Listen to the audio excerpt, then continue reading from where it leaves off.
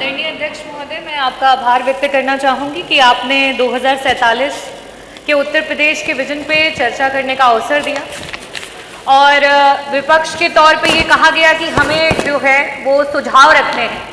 अध्यक्ष जी, 9 वर्षों की जब से ये सरकार है, लगातार विपक्ष और हमारे राष्ट्रीय अध्यक्ष श्री अखिलेश यादव जी आप लोगों को सुझाव देते आए हैं, लेकिन आपने ना तो सुझाव को सुना और ना ही उस पर कोई कार्य किया। मैं अध्यक्ष जी अगर विजन के उत्तर प्रदेश के विजन की बात करूंगी तो ये जरूर कहना चाहूंगी कि प्रदेश का विजन तभी धरातल पर उतरेगा जब उसका सारा विभाग एकत्रित होकर के एक साथ काम करेगा।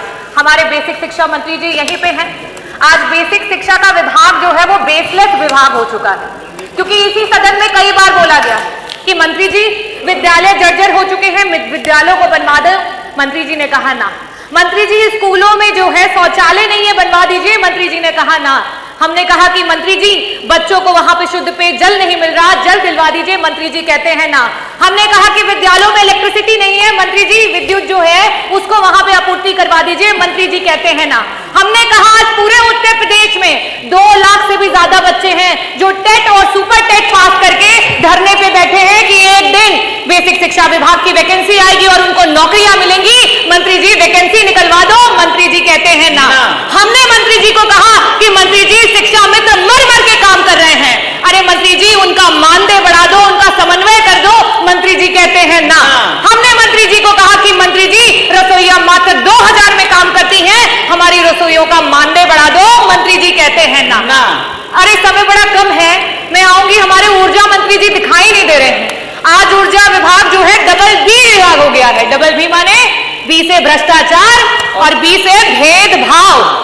मंत्री जी जब जनता के बीच में जाते हैं तो कहते हैं निजीकरण मेरा अकेले का निर्णय नहीं है। मंत्री जी जब अपने अधिकारियों के बीच बैठते हैं तो कहते हैं अरे तुम लोगों ने तो विभाग की नाक कटा दी है, आज बिजली विभाग जो है वो अंधा और गूंगा हो गया है।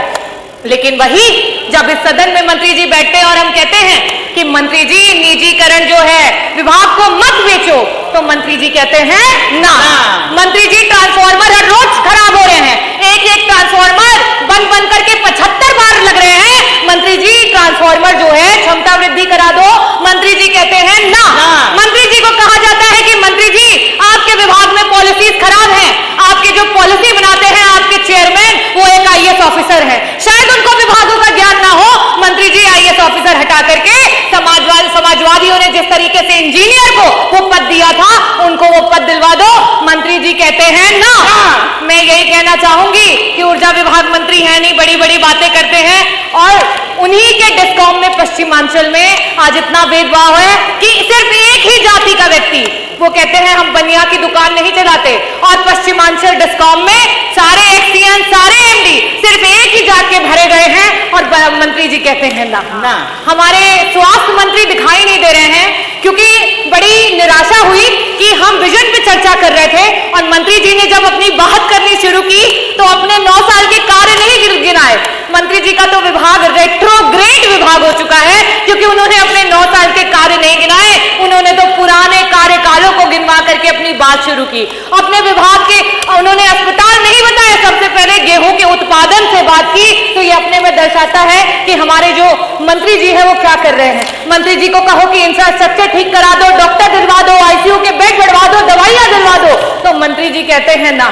हम उस सरकार से विजन की बात सुन रहे हैं जिस सरकार में आज सरकार के मंत्री जो है वो रोड पे बैठकर धरना देने को मजबूर हो गए। हम उस सरकार से आज विजन की बात सुन रहे हैं जिनके मंत्री आज हम उप केंद्र की बात कर रहे हैं कि जौनपुर में सदरनगंज में जो है हमें उप केंद्र की आवश्यकता है, मछली शहर में बनवा में उप केंद्र की आवश्यकता है। आपके खुद के विधायक धरना दे रहे हैं, लेकिन मंत्री जी कहते हैं ना। मैं शुभकामनाएं देना चाहूंगी हमारे माननीय आबकारी मंत्री जी हैं कि आज मधुशालाएं हर जगह दिखाई दे रही हैं और हमारी पाठशालाएं बंद होती चली जा रही हैं। वाह सरकार वाह। मैं धन्यवाद करना चाहूंगी अध्यक्ष जी आपको। हमारे संसदीय मंत्री जी इस समय नहीं है, आज बहुत ऊंची बात कर गए मंत्री जी, बहुत बड़ी बात कर गए। उन्होंने कहा कि जापान में 50% से भी ज्यादा बुद्धिज्म को फॉलो किया जाता है, बौद्धिस्ट है, लेकिन उनके बच्चों को क्या सिखाया जाता है? उनके बच्चों को यह बताया जाता है कि अगर भगवान बुद्ध भी आ जाए और आपके देश के खिलाफ बोले तो आप बुद्ध के खिलाफ चले जाइएगा। ये आपका देश प्रेम है।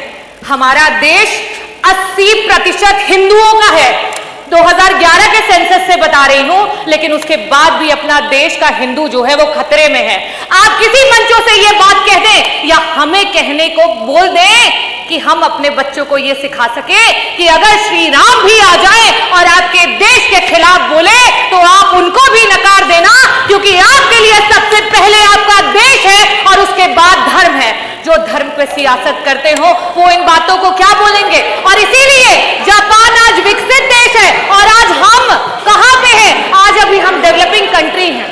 मैं अध्यक्ष जी आपका आभार व्यक्त करना चाहूंगी कि आपने मुझे विजन पे अपनी बातों को रखने का अवसर दिया और मैं चंद बातों से अपनी बातों को खत्म करूंगी। अभी पूरा नहीं हुआ है क्योंकि विभाग तो बहुत सारे हैं। अगर बोलने पे आती तो सारे विभागों की, आपके सारे विभागों की धरातल की स्थिति, और आप जो ये बात कह रहे हैं आपको बुरा लगेगा। यही चीज संसदीय मंत्री जी ने कहा और इसी पे कहना चाहूंगी कि मैं मुजरिम हूं। क्या ये मुजरिम, क्या मैं मुजरिम कहलाऊंगा? अरे सुन तो लीजिए, अरे सुन तो लीजिए, अरे हिम्मत तो रखिए, अरे सुन तो लीजिए। मैं यही कहना चाहूंगी कि क्या मैं मुजरिम कहलाऊंगा? क्या मैं मुजरिम कहलाऊंगा? क्या होगा इल्जाम मेरा?